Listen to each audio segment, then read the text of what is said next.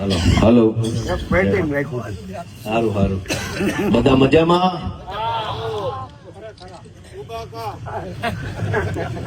તો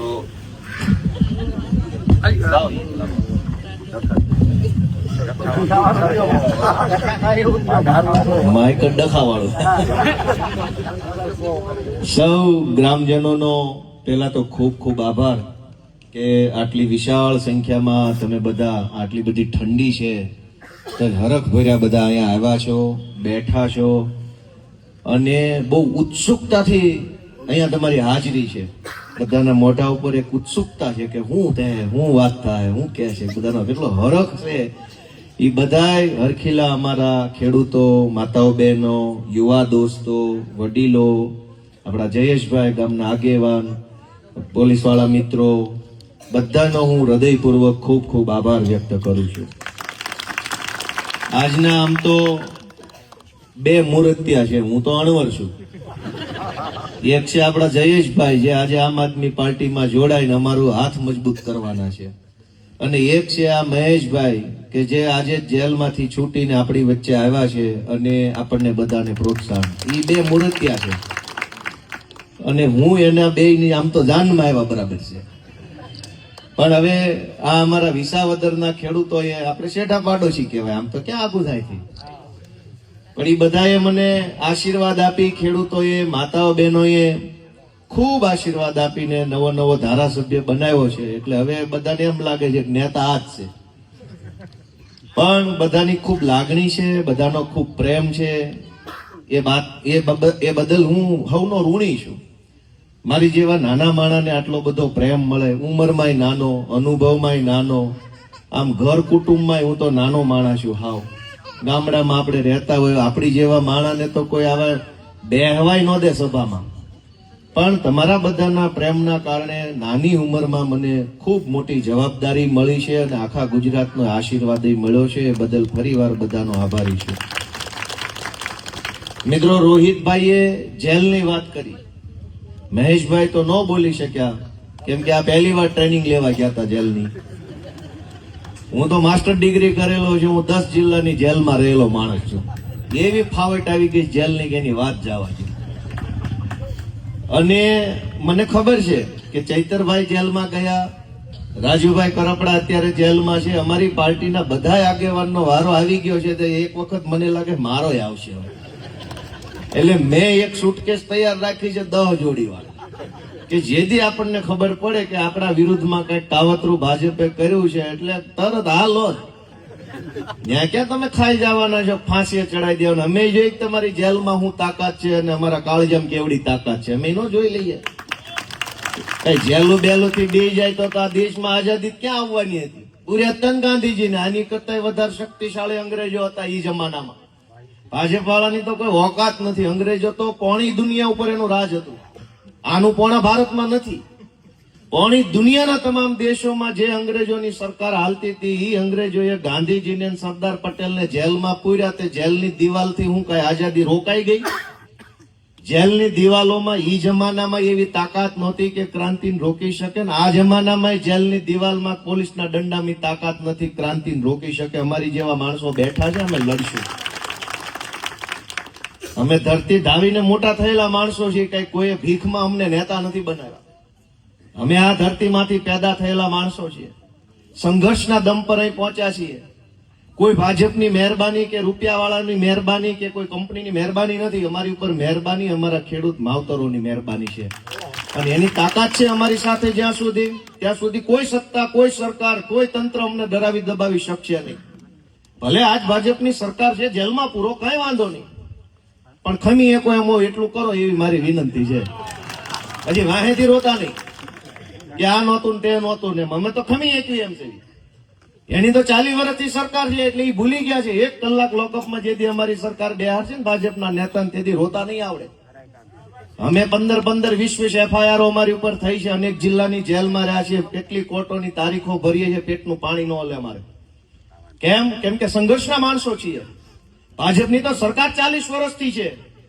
એને 1 કલાક કોઈ અધિકારીની ચેમ્બરની બહાર વેઇટિંગમાં બેહવાની ટેવ નથી. પણ જેથી આમ આદમી પાર્ટીની સરકાર આ ખેડૂતો બનાવશે ને 4-5 ને લોકઅપમાં બેહાડશે ને તેથી હારા રોવાના છે.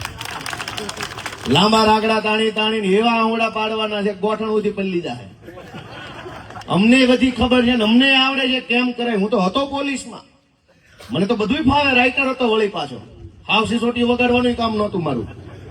બધું ફાવે છે પણ એકવાર આવવા દો, ટાણું આવશે ત્યારે. મને ટીવી વાળાએ પૂછ્યું ધમકી મારો છો? મેં કીધું હવે તમને જે લાગે ઈ.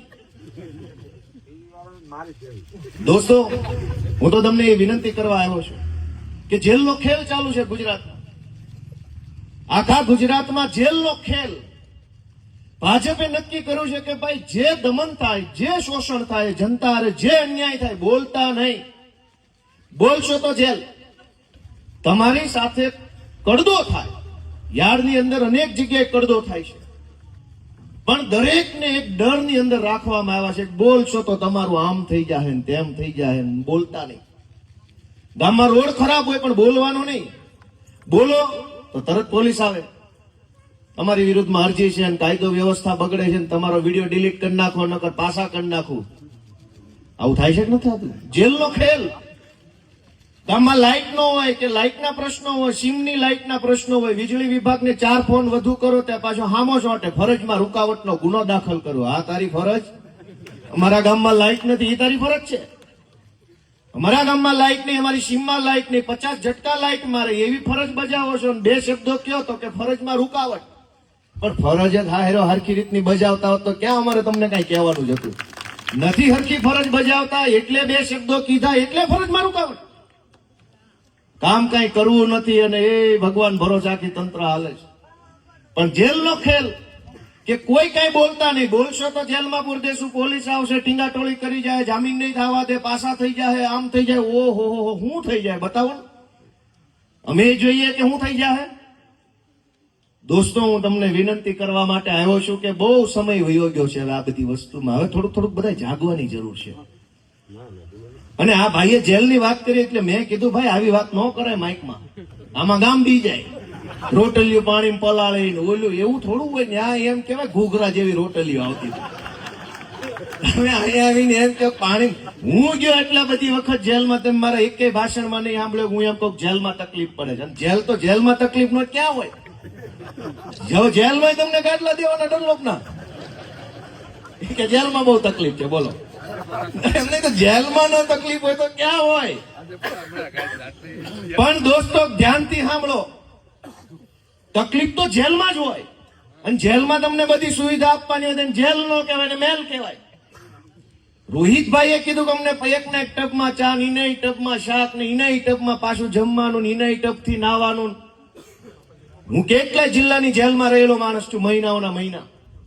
મને બધી જ ખબર છે. પણ તમને એમ થાય કે જેલમાં આટલી બધી યાતના છે. હું એમ કહું છું કે નથી. એ વાત ખોટી છે એની. જેલમાં જો આટલી તકલીફ પડતી હોત તો આ દારૂ વેચવા વાળા, ડ્રગ્સ વેચવા વાળા, જમીન પચાવી પાડવા વાળા કેમ જેલથી નથી બીતા?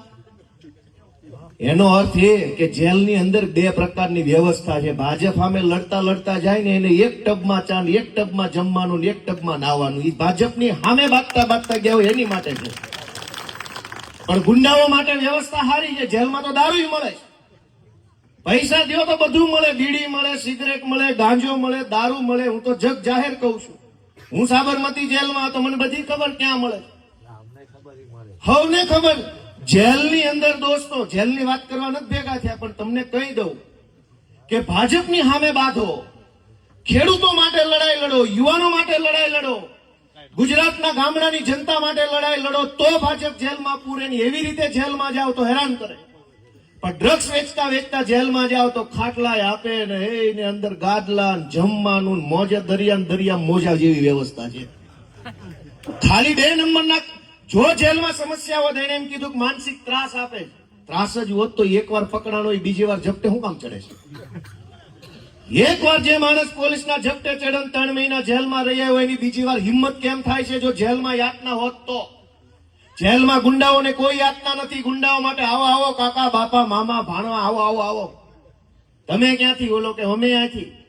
તમે શેમાં આવી કે મેં 2 ધોકા મારી લીધા એક નિર્દોષ ખેડૂતને જમીન બચાવી પાડવા, તમે તે કે મેં વ્યાજે આપ્યા હતા એને નહોતો દેતો તો મારી લીધો, અને 2 વેવાઈની જેમ મજા કરે જેલમાં, છૂટે એટલે પાછા બાંધે. જેલમાં કોઈ યાતના નથી દોસ્તો, પણ કોના માટે? ગુંડાઓ માટે, માફિયાઓ માટે, લફંગાઓ માટે, તોડબાજો માટે, બળાત્કારીઓ માટે. જો યાતના હોત તો બીજી વાર કેમ જાય છે માણસ? બીજી વાર કેમ ક્રાઇમ કરે છે? આપણે તો નથી કરતા, જિંદગીમાં એક વાર નથી કરતા, બીક કેટલી લાગે છે? તો ગુંડાને કેમ બીક નથી લાગતી? જરાક વિચારો તો ખરો બધા. લાગવી જોઈએ કે ના લાગવી જોઈએ? જેલમાં યાતના નથી, અને યાતના છે જે ભાજપ સામે લડે અને હેરાન કરવામાં આવે છે ને, જે ભાજપની રાજમાં ડ્રગ્સ દારૂ બધું વેચે અને કે ભાઈ સાહેબ મજા કરો, અને ગૃહમંત્રી તો ભગવાનની ભરોસાથી ભાગ્યશાળી હોય એને જવા મળે.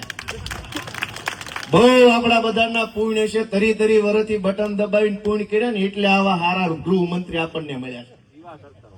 અને ગૃહમંત્રીએ નિવેદન આપ્યું કે પહેલાના ખેડૂતો એક જ સિઝન લેતા હતા, હવે કે નરેન્દ્રભાઈની સરકારમાં 3 સિઝન લેવા માંડ્યા છે કે ખેડૂતોનો વિકાસ થયો. લ્યો કરો કમળા હાચમ.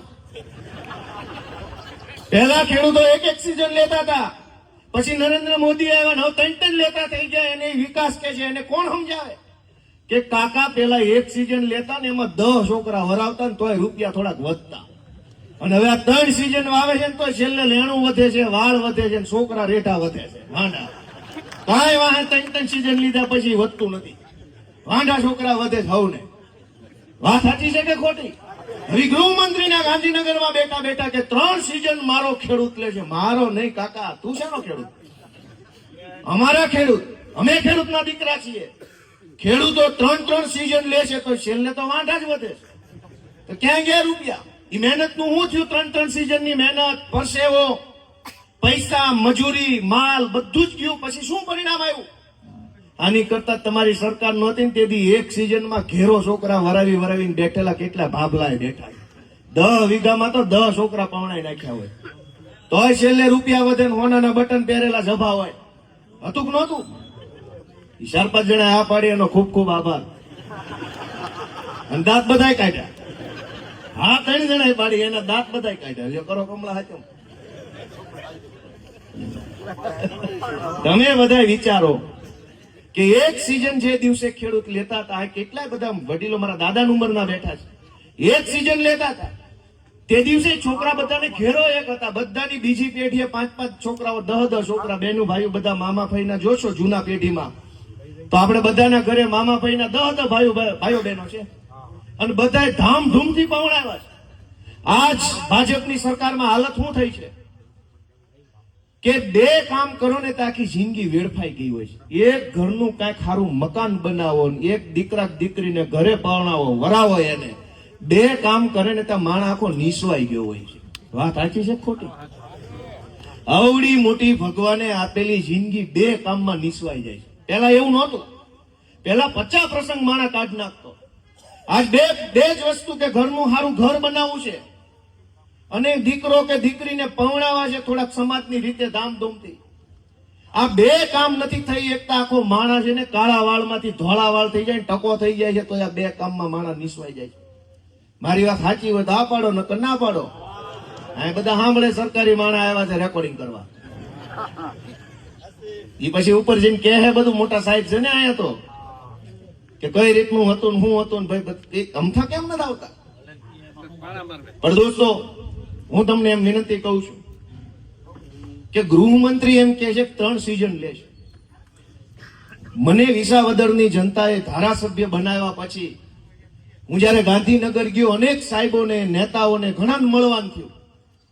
મેં ઘણી વાતો કરી, મોટા સચિવો, ઉપસચિવો, નાયબ સચિવો, મદદનીશ સચિવો, અધિક સચિવો, ઓહો ખટારો ભરા એટલા સચિવ જાય, એટલા નેતાના પીએ ના પીએ, નેતાના ડ્રાઈવરના પીએ ને એના પીએના પીએ, એટલું માણસ આ ગદરી ખાય છે આપણા પૈસા ને આપણી મહેનત ઉપર. વાત જવા દો. મેં બધાને પૂછ્યું ગુજરાતના ગામડાનો ખેડૂત કઈ પરિસ્થિતિમાં જીવે છે ને એનો કોઈને ગાંધીનગરમાં અંદાજ નથી. એક પાવલી જેટલો વાળ જેટલો કોઈને અંદાજ નથી કઈ માણસ કેમ જીવે છે. ત્યાં બેઠેલા બધાને એમ છે કે આ તો બહુ કમાઈ છે. સરકારની કે મંડળી સહકારી બેંકમાંથી લોનો લઈ લે છે વગર વ્યાજની, જે માલ પાકી ટેકા વેચી આવે છે, કઈક માવઠું થાય તો કઈ સહાય આવી જાય છે, નુકસાન જાય તો એનું પેકેજ આવી જાય છે, કે આ તો હાવ લીલા લેર કરે છે. ન્યા બેઠેલા બધાને એમ લાગે છે આ તો ઠીક છે આપણી સરકાર નથી, નકર 2-3 ને ઝટિયા ઢવળીને લાવ્યો ને લે મરસીન ખેતરમાં મોઢું માં ખાય, ખબર પડે કેમ પૈસા કમાય. ઢવળીને લઈ આવવાની જરૂર, લે જો 100-800 એક ધારો ખેડૂતો કમાણા, ખેડૂત ક્યાં કમાણા? અને આજથી 20 વર્ષ પહેલા જે ખેડૂત ખેતી કરતો હતો એની આજની હાલત શું છે? અને આજથી 20 વર્ષ પહેલા ગામના ગલ્લે માગી બીડી પીતો હતો એ ભાજપ પાર્ટીમાં જોડાણો પેજ પ્રમુખ બન્યો ને આજ ઈ શું છે? જે આજથી 20 વર્ષ પહેલા જેની બીડી લેવાની ઓકાત નહોતી ને આજ ઊંચી નોટું ગણતા થઈ ગયા, ઊંચામાં વૈયા ગયા. 20 વર્ષ પહેલા ખેતી કરતો હતી, આજે ખેતી કરે. કોકની તો જમીન ઘટી ગઈ છે, કોકની ઓલી નવી માપણીમાં ઘટી ગઈ છે, કોકની ખરેખર વેસાઈ ગઈ ઘટી ગઈ છે. બે બાજુ ઘટી છે. માપણીમાં ઘટી છે કે નથી ઘટી? અડધાની આમ ઘટી, અડધાની આમ ઘટી. પણ ગાંધીનગરમાં બેઠેલા માણસોને કઈ ખબર જ નથી ગામડાનો માણસ કેમ જીવે છે. કોઈને ખબર નથી. બધાને એમ છે કે ભાઈ ભાજપનું રાજ આવ્યું એટલે લીલા લહેર થઈ ગયા છે. આપવાળા ગોપાલ ને બધા ખોટો ઉપાડો લીધો છે. હવે તમે બધા કહો કે ઉપાડો ખોટો લીધો છે, ખાચો લીધો છે? કયો કઈક સાંભળે, આ બધું વિડીયોમાં જાતું હશે ને ઘરે બેન સાંભળે. આ ઉપાડો ખોટો લીધો છે, ખાચો?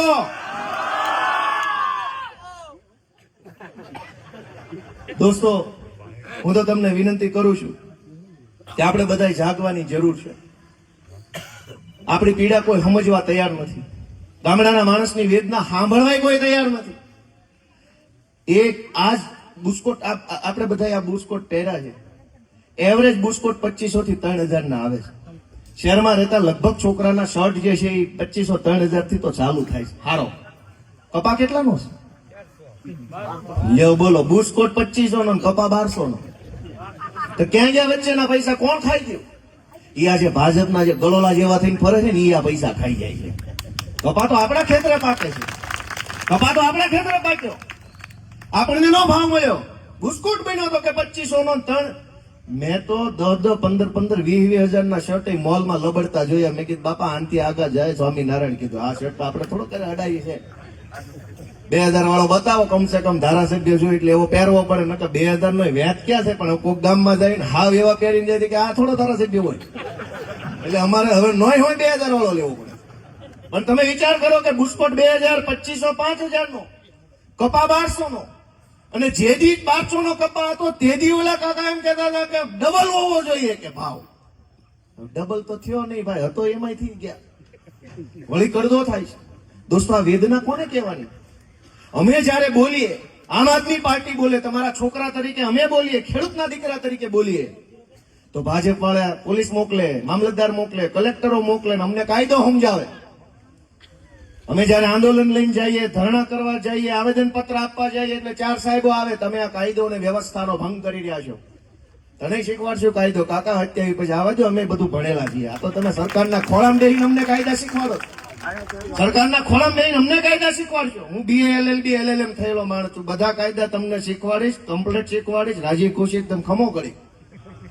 એક ધારા 100-800, એક ધારા 100-800. મિત્રો, વિચાર તો કરો કઈ પરિસ્થિતિ ગુજરાતમાં થઈ છે. એક બાજુ ગામડાની અંદર પરિસ્થિતિ દિવસે ને દિવસે ખરાબ થતી જાય છે. ગામમાં આજે જે માણસ રહે છે હજારો ગામડામાં, એ તો લાચારી છે એટલે અહીં રહે છે. દરેક માણસની એક મજબૂરી છે કે શહેરમાં જવું છે, પણ કોઈ બધા નથી જઈ શકતા. બધા પાસે વ્યવસ્થા નથી. દરેક માણસને છોકરા પવણાવવા હોય, ભણાવવા હોય, દીકરીઓનું કઈક હગું કરવું હોય, નથી ગામમાં રહી શકે. આ પરિસ્થિતિ તો ભાજપના રાજમાં આવી ને. નહીતર ઓહો કેશુ બાપા પટેલ આપણા વિસાવદરના ધારાસભ્ય, મુખ્યમંત્રી ગોકુળિયું ગામ બનાવવાની યોજના લઈને આવ્યા હતા. આ ગોકુળિયું ગામ 30 વર્ષમાં ન બન્યું. ગામમાં આવવાના રોડ નહીં. આજ ગુજરાતની પરિસ્થિતિ જો તમે બધા વિચારજો, ગમે ના હગાવાલામાં, ગામત્રે, મહેમાનમાં જાતા ફોન ઉપર વાત થાય એટલે નીકળ્યા, હા નીકળ્યા, તો ઓલો દેવકી વાળો રોડ હારો છે કે વિલકુલ નો હારો છે? કયો હારો છે? પૂછવું પડે છે કે નથી પૂછવું પડતું? હોય એવું કેજો. ગામત્રે જાતા પેલા રોડના સમાચાર પૂછવા પડે છે કેણકોરથી હાલું.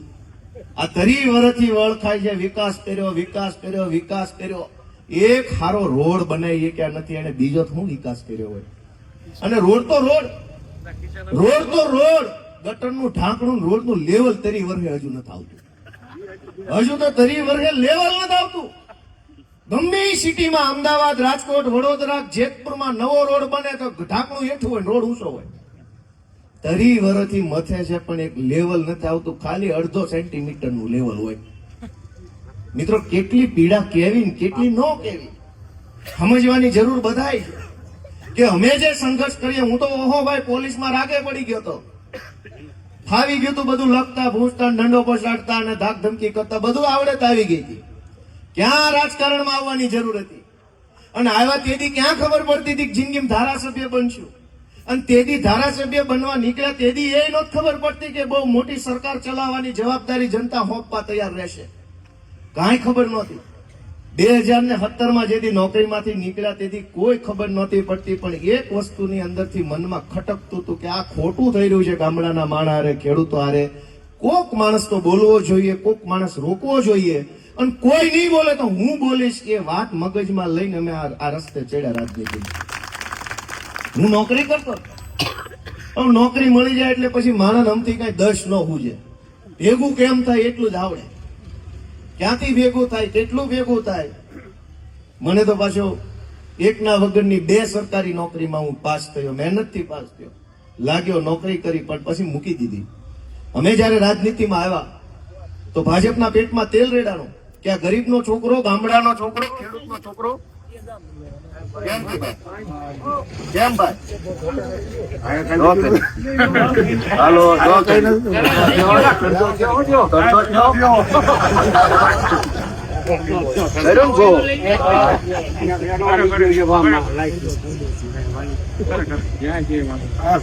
એમના માલવા દઈ ગયો.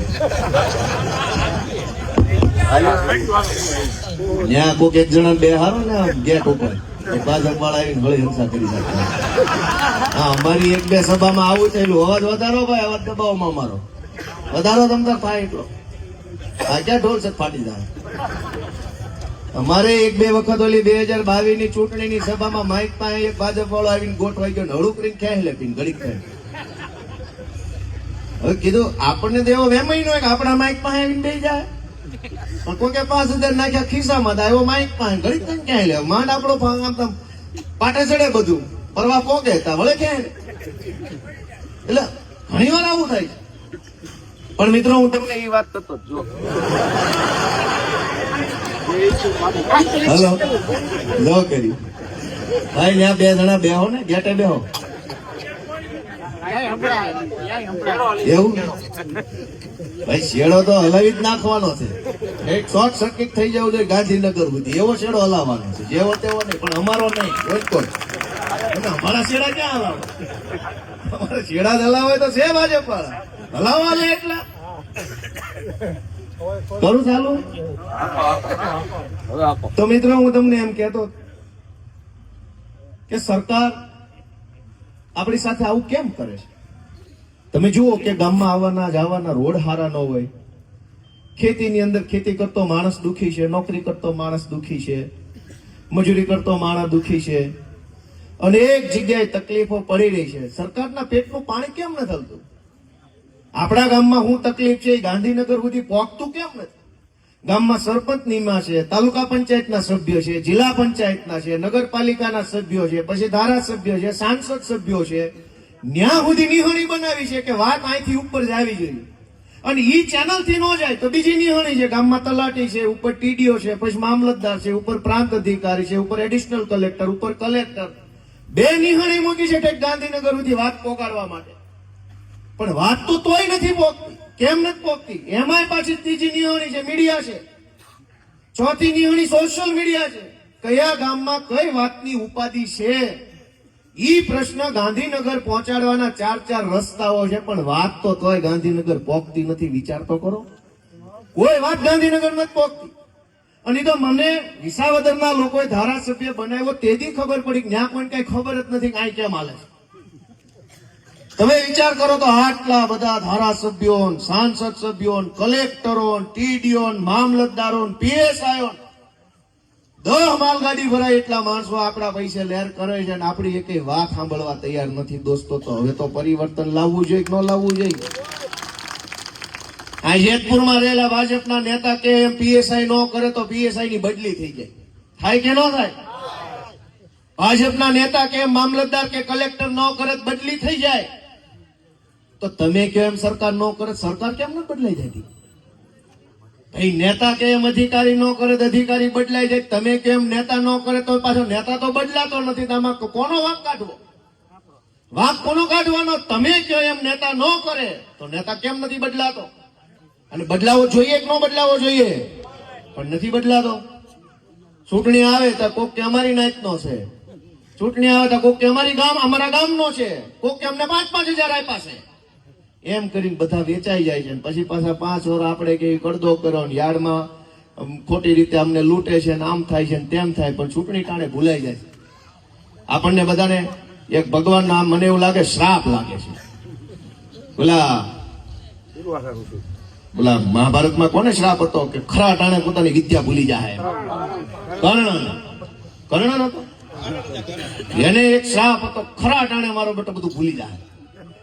આપણને એક શ્રાપ મળ્યો છે કે આખા 5 વર્ષ જેટલું દુઃખી થાય ની મોત આપવા જાય ને તેથી ભૂલી જાઓ કે કેટલા દુઃખી થયા 5 વર્ષ, અને પછી તેથી કાંઈ યાદ જ નહીં રહે કે ગામમાં કેટલા દુઃખી થયા, સીમમાં કેટલા દુઃખી થયા, મામલતદાર ઓફિસમાં કેટલા દુઃખી થયા, પોલીસ સ્ટેશનમાં, બેંકોમાં ક્યાં કેટલા દુઃખી થયા, બધું મતદાનના દિવસે ભૂલી જાઓ. એવો આપણને બધાને શ્રાપ મળેલો છે. વાત સાચી છે કે ખોટી છે? વળી 7-8 જણા હા પાડી, એ બધાનો ખૂબ ખૂબ આભાર. અને જો બધા નાખતા છે, બધાનો હું હૃદયપૂર્વક આભાર માનતા મારી તમને બધાને એટલી વિનંતી છે કે આપણે બધાએ જાગવાની, વિચારવાની જરૂર છે.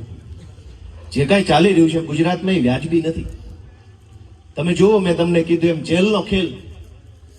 હમણાં ડ્રગ્સની વિરુદ્ધમાં અને દારૂની વિરુદ્ધમાં અવાજ ઉઠાવવામાં આવ્યો કે આ ખોટું થઈ રહ્યું છે. દારૂ તો દારૂ, પણ ડ્રગ્સ એટલું બેફામ વેચાય છે. નાના નાના ગામડામાં ડ્રગ્સ વેચાય છે બેફામ. જેના ઘરમાં સમસ્યા આવી હોય એને જ ખબર હોય. એનો વિરોધ કર્યો તો એ વિરોધ કરનારનો વિરોધ કર્યો. તમે બધા જોયું કે ન જોયું? મતલબ ગુજરાતમાં કંઈ ખોટું થતું હોય, ખરાબ થતું હોય, અન્યાય થતો હોય તો વિરોધ નહીં કરવાનો, નહીતર તમને પોલીસ પકડી જાય વિરોધ કરવા બદલ. ખોટું કરવા વાળાને કોઈ નહીં પકડે. પણ આ પરિસ્થિતિ ક્યારે બદલવી જોઈએ? 2027માં બદલવી છે, 32માં, 38માં, આ પછી કઈ આઘું લઈ જવું છે?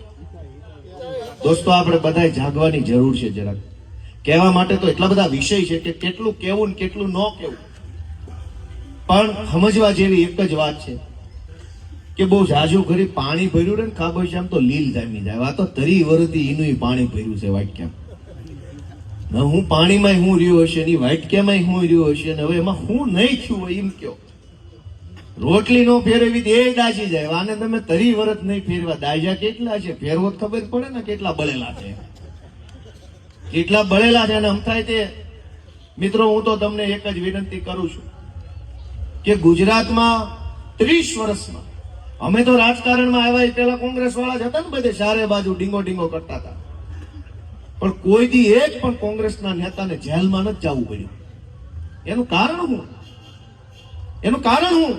ગોપાલ ઇટાલિયા 15 જિલ્લાની જેલમાં ગયો, આ મહેશભાઈ જેલમાં જઈને આવ્યા, રોહિતભાઈ જેલમાં જઈને આવ્યા, રાજુભાઈ જેલમાં, પ્રવીણ રામ જેલમાં, ઈશુદાનભાઈને જેલમાં પૂર્યા, મનોજભાઈ સોરઠિયા જેલમાં રહીને આવ્યા.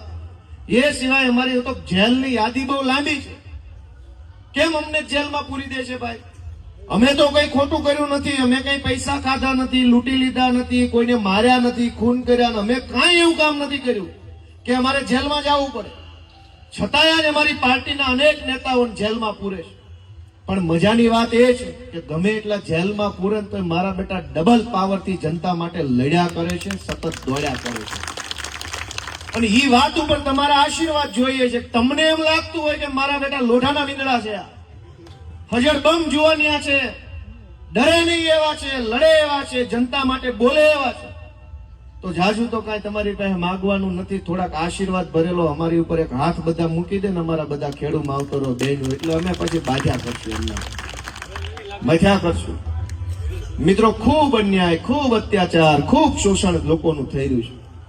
મને તો એમ થાય છે બધું કહી દેવું છે, પણ નથી આજ કેવું, થોડુંક ખમી જાય. વાતો તો ઘણી બધી છે, પણ એક વાત આપણે બધા ધ્યાનમાં લઈએ. હું તો જયેશભાઈને શુભેચ્છા પાઠવું છું. જયેશભાઈ ડેર પેડા, જયેશભાઈને શુભેચ્છા. જયેશભાઈ હાફદારે જો એક થેલો જેલનો તૈયાર રાખજો. નેતા બનવા આવ્યા તો એમ નામ નહીં બનાય. હા નહીં, પરમિશન નહીં, માનસિક તૈયારી આપણી પોતાની હોય છે. પપ્પાએ ના પાડી દીધી પણ જવાનું તમારે છે. કાલ આવેદન પત્ર આપવા જાવ એટલે જેતપુર થી કહે ટોમી કૂટ દે, હાલો જઈશ ને કૂટ દે. પેલા જિગ્નેશભાઈ મેવાણી એમ કીધું પટ્ટા ઉતરી જાય, તે એનો વિરોધ કર્યો જિગ્નેશભાઈ નો.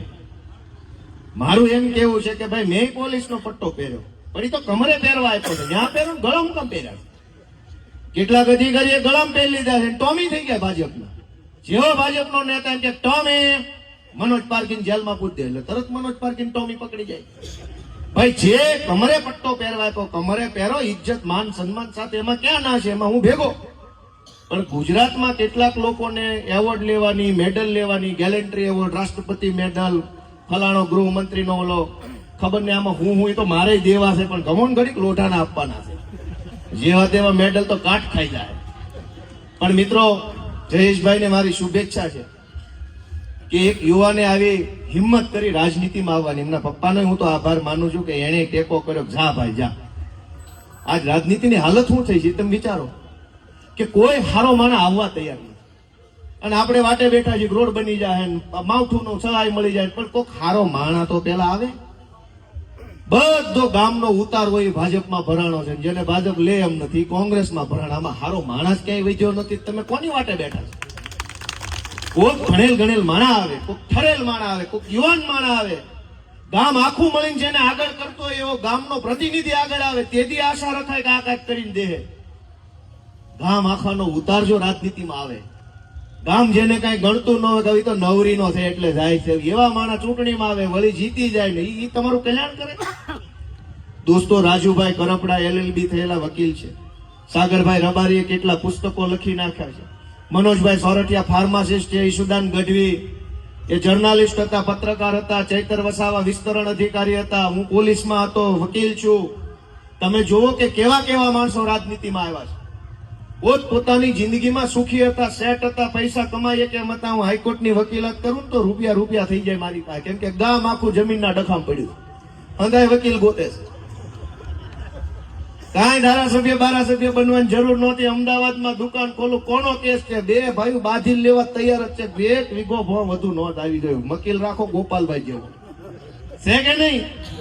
સૌને બાંધી લેવું છે, જરૂર વકીલની છે. ક્યાં ધારાસભ્ય બનવાનું હતું? રૂપિયા થઈ જાય અમદાવાદમાં દુકાન ખોલું તો. પણ આવ્યા ને રાજનીતિ, અને અહીંયા આવ્યા તો શું મળ્યું? ધારાસભ્ય 2025માં બન્યો. 10 વર્ષથી વળ ખાવી છે, ગાળ્યું ખાવી છે, જોડા ખાવી છે, તેથી ધારાસભ્ય બન્યા. 10 વર્ષ અપમાન સહન કર્યું, તિરસ્કાર સહન કર્યો, પોલીસ ગાળો દઈ જાય, ટીવીમાં અમારું નો આવે, ગામમાં ગમે એ માણસ આવીને અમને ગમે એવું કહીને વયા જાય. હું કામ નવી પાર્ટીના ધણી ધોરી વગરના, એટલે કોઈ પણ કહી જાય. પણ છતાંય અમે સંઘર્ષ કર્યો, એ રસ્તો છોડ્યો નહીં. અમે જેથી રાજનીતિમાં હું 2022ની ચૂંટણી હાર્યો તો એવડા મેણા ટોણા માર્યા. કાં બની ગયો, લઈ લીધું, થઈ ગયો નેતા. એવડા મેણા ટોણા માર્યા ની વાત જવા દો. અને અમને તો મેણા ટોણા મારે, અમારા પરિવાર નીકળે ન્યાય ત્રાહી નજરું કરે. તમારો છોકરો જતો ને ચૂંટણી. દોસ્તો કેટલું આકરું કેટલું છે આ. હું વકીલ છું, એટલું ભણેલો, મારી માએ એટલું બધું ભણાવ્યો છે, ધારી એવા રૂપિયા કમાઈ, એમાં કોઈ બે મત જ નથી. પણ ઈ રૂપિયા કમાવાનો રસ્તો લેવાના બદલે સમાજના રૂપિયા જે ભાજપ લૂંટી રહ્યું છે, લૂંટ અટકે અને લોકો રૂપિયા વાળા થાય, ઈ સંઘર્ષનો રસ્તો અમે પકડ્યો. તો અમારા માવતરે મેણા સાંભળવાના. અમે રૂપિયા કમાઈને બેઠા હોત તો 4 લોકો એમ નથી કે વાહ બેન વાહ, તારો છોકરો એટલે છોકરો હો, રૂપિયા વાળો થઈ ગયો. પણ દોસ્તો અમે રસ્તો નથી પકડ્યો. અમે બધા અહીંયા આવ્યા, રાજુભાઈ, પ્રવીણભાઈ, ચૈતરભાઈ, આ બધા એવડા શક્તિ વાળા માણસો છે. રાજનીતિ મૂકી દે ને તો કરોડપતિ થઈ જાય એમ છે. વાત સાચી કીધી ખોટી કીધી? અને કોઈ ફર ન કહીએ કે અમને શું વાત કરો છો, કોઈ તું ન કહીએ કે, એવા તો કેપેબલ માણસો. તો આજ ઈ લોકો, આ બધા મેં જે અમારી પાર્ટીના આગેવાનો કીધા, ઈ જે લડાઈ લડે છે એ કોની છે? મને કયો છે બધા એ લડાઈ કોની છે? ગુજરાતના ખેડૂતોની, ગુજરાતના ગામડાના માણસોની, ગુજરાતના ખેતી મજૂરી કરતા લોકોની, ભાગું રાખતા માણસોની, છેવાડાના માણસની લડાઈ આ લોકો લડે છે. અને આશા શું રાખે છે? આશા એટલી જ રાખે છે કે તમારા ગામમાં આવીને તો ક્યારેક અમારા નામનું બટન દબાઈ દેજો, આટલી જ આશા રાખે છે દોસ્તો. બીજી તો હું આશા રાખું. અને એવું નિષ્ઠાથી લડે છે કે કોઈ એવું નિષ્ઠાથી લડવા તૈયાર નથી.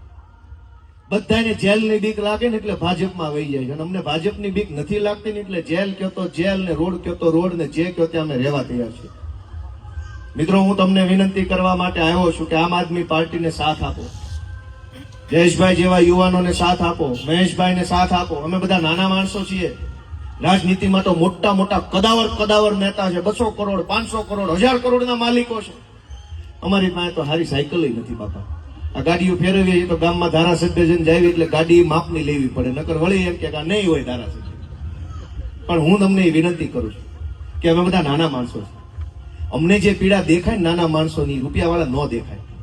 આ તમામ નેતાઓ તમે જોઈ લો, અમીર માણસો છે, ખૂબ પૈસાવાળા. આની કઈ મહેનત નથી. એ તો ગામ લૂંટી લીધું છે એટલે પૈસાવાળા છે. એ લોકોને આપણી પીડા નહીં દેખાય. સરકારમાં બેઠા છે આજે ભાજપના માણસો.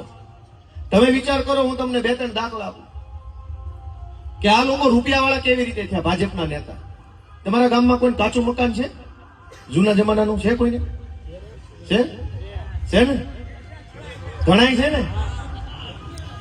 જે તમારા ગામમાં કાચા મકાન છે, ઘણાને પહેલા હશે ને વળી મહેનત કરીને 2 પૈસા બચાવીને પાકું કર્યું હશે, પણ કાચા મકાન તો ઘણાય હશે. તોય ગાર માટીના જૂના જમાનાના દોસ્તો, ઈ 100 વર્ષ પહેલા મકાન જે ધૂળનું બન્યું છે ને ઈ નથી પડ્યું છે. અને આ રોડ અહીંથી જેતપુરથી બનવાનું ચાલુ થાય, નવા ગઢ પોગે તો અહીં તૂટી જાય છે. જે રોડ સિમેન્ટથી બને છે, ડામરથી બને છે, ટેકનોલોજીથી બને છે, મશીનથી બને છે, ઈ રોડ 1 મહિનામાં તૂટી જાય છે. 50 વર્ષ પહેલા ધૂળનું મકાન બન્યું, એમાં સિમેન્ટય નથી ને ઈંટય નથી ને ટેકનોલોજી કાંઈ નથી. પીંડા ઉપર પીંડો મૂક્યો, 50 વર્ષ સુધી પીંડો નાન્યા પડ્યો છે. વાત સાચી છે કે ખોટી છે?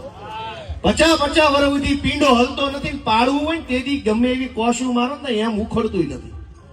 ધૂળનું મકાન પડતું નથી. સિમેન્ટના રોડ 1 મહિનામાં 2 મહિનામાં બન્યો ન બન્યો કોઈ ખબર નથી રહેતી. આવી રીતે બધા ભાજપ વાળા રૂપિયા વાળા થઈ ગયા છે અને ગામ અત્યારે રોડે ચડ્યું છે. રોડ પાછો છે નહીં. દોસ્તો, શું કરશું આપણે? વિચાર કરો. કઈ વાત કરવી ને કઈ વાત છોડી દેવી. ખેડૂતોના મુદ્દા ઉપર એટલું સહકારી મંડળીઓમાં આખા ગુજરાતમાં એવડું મોટું કૌભાંડ થયું છે. અનેક ખેડૂતોના નામે ખોટી લોનો લઈ લેવામાં આવી છે. મરેલા માણસના નામે લોનો લઈ લીધી છે. જેના નામે જમીન ન હોય એના નામે લોનું છે. પાછી નોટિસ આવે છે તમે આટલી મંડળી ઉપાડી ભરી જાજો, પણ જમીન જ નથી. તો કોને મંડળી લીધી? અનેક જગ્યાએ ગુજરાતમાં સહકારી મંડળીઓની અંદર ખોટું ખેડૂત આરે થાય છે. એપીએમસી યાર્ડની અંદર અનેક જગ્યાએ ખોટું થયું છે. ખેડૂતો આરે વજનમાં, ક્વોલિટીમાં.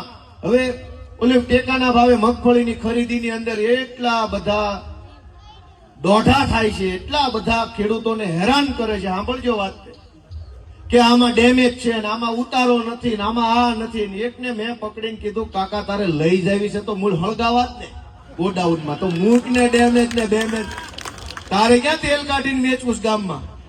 આટલા ટકા ઉતારો છે તેટલા મૂળ તો હળગાવાનું જ છે ને. લઈ જઈને બધું હળગાવીને વાહ કરીને વાપરી જવાનું છે. તમારે હળગાવા લઈ જાવી છે તોય ડેમેજ નહીં હાલે. તો તમારે સરકાર ડેમેજ શું કામ આપવી લ્યો છો? તમે બધા ડેમેજ સરકાર શું કામ મૂકવો? એ તમારું 1% ડેમેજ ન થાય. તમારી સરકાર 100% ડેમેજ છે. તો તમે ડેમેજ ને રિજેક્શન મારો કઈક બધા ખેડૂત મિત્રો. હું તમને એમ કહેવા માંગુ, સરકાર આખી ડેમેજ છે. હવે તમારું 2% ડેમેજ આકે એમ નથી તો તમને વાંધો છે. સરકાર આખી ભાજપની ડેમેજ છે ને ઉતારો કાંઈ આવતો નથી. છેલ્લા 15 વર્ષથી હાવ ઉતારો બંધ છે. તો કાં સરકાર આંકી લ્યો છો બધા? કયો ભાઈ, મારી વાત સાચી છે કે ખોટી? આ વખતે દાદા જણા બોલ્યા. મિત્રો, સરકારમાં કોઈ ઉતારો નથી. ડેમેજ જ ડેમેજ છે. કરો ને રિજેક્ટ એક વખત 2027 માં ઈ પહેલા તાલુકા જિલ્લામાં કરો રિજેક્ટ એક વખત મોટો હાથ રાખી. ખબર પડે એ નહીં તે. હું તો તમને વિનંતી કરવા આવ્યો છું ખેડૂતના દીકરા તરીકે કે અમે તો શું મેં કીધું એમ કાંઈ અનુભવી નથી, કાંઈ આવડતું નથી રાજકારણમાં, કાંઈ અમારી પાસે પૈસા નથી, અમારી પાસે કાંઈ મોટું ટોળું નથી, મોટા મોટા કદાવર નેતા નથી, કાંઈ છે નહીં. અમારી પાસે એક જ વસ્તુ છે, દાનત સાચી છે અમારી લડાઈ લડવાની. બસ બીજું કઈ આપણી પાસે દાનત છે કે લડવું તો સાચી દાનત થી લડવું તો ખેડૂત માટે લડવું, અને લડવું તો હામી છાતીએ લડવું, અને લડવું તો એવું લડવું કે ભાજપ વાળાની ખબર પડી જવી જોઈએ કે આવ્યા બાકી મરદ ના પડ્યા. દોસ્તો, આ વિસાવદરની ચૂંટણી પછી યાદ કરો, આખા ગુજરાતમાં હજડબમ માહોલ છે કે નહીં? મેં કહ્યું ધારાસભ્યો તો અહીંયા એક માલગાડી ભરાય એટલા બન્યા છે ગુજરાતમાં. ધારાસભ્યો કઈ ઘટે એમ નથી, કેટલા બન્યા કેટલા ઉતર્યા.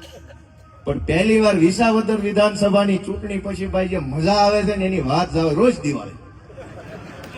દિવાળી ને વિસાવદરની ચૂંટણી પૂરી થઈ એ વાતને 2-4 મહિના થવા આવશે, પણ હજુ જૂની નથી થઈ એ વાત. જાણે એમ લાગે 15 દી પહેલા જ પરિણામ આવ્યું ને ગોપાલભાઈ આપણા ગામમાં આવ્યા. એવો હજરબમ માહોલ છે. અને સારે એ બાજુ પબ્લિક એમ કહેતી થઈ કે ભાઈ જોજો વિસાવદર વાળી થાય આમાં. અને ભાજપ વાળા વિસાવદર વાળી થાય એવું કયો ને ત્યાં તો ઓલો ખૂંટીઓ ભડકે ને એમ ભડકે, એવા ભડકે. હા ના ભડકે એટલે વાત જવા દે, વાહેલા ટાંગા ઉલાવે. વિચાર તો કરો,